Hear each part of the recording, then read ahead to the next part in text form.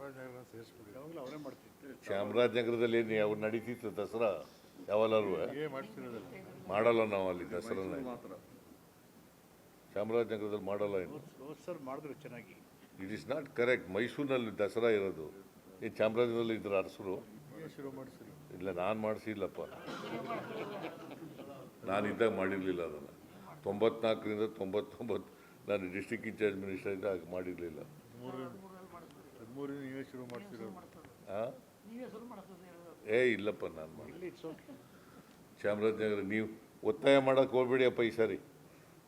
ಸುಮ್ಮನೆ ದಸರಾ ಯಾಕೆ ಶ್ರೀರಂಗಪಟ್ಟಣದಲ್ಲಿ ಮಾಡ್ತೀವಿ ಅಂತಂದರೆ, ಶ್ರೀರಂಗಪಟ್ಟಣದಲ್ಲಿ ಪ್ರಾರಂಭ ಆಯಿತು, ಅದು ರಾಜಧಾನಿ ಆಗಿತ್ತು.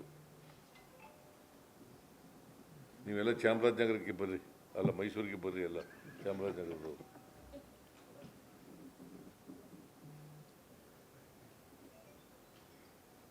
ಹಾಗಾದರೆ ಕೊಡಗಿನವರು ಕೇಳ್ತಾರೆ, ಕೊಡೋಕ್ಕಾಗತ್ತಾ?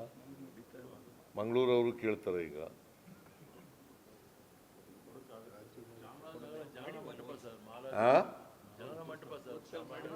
ಚಾಮರಾಜನಗರ ಇಲ್ಲ ಇಲ್ಲಪ್ಪ, ಚಾಮರಾಜನಗರದಲ್ಲ ಅರಸರು ಯಾವಾಗಲೂ ವಾಸ ಮಾಡಿರಲಿಲ್ಲ, ಅಲ್ಲಿ ಕೊಡಲ್ಲ.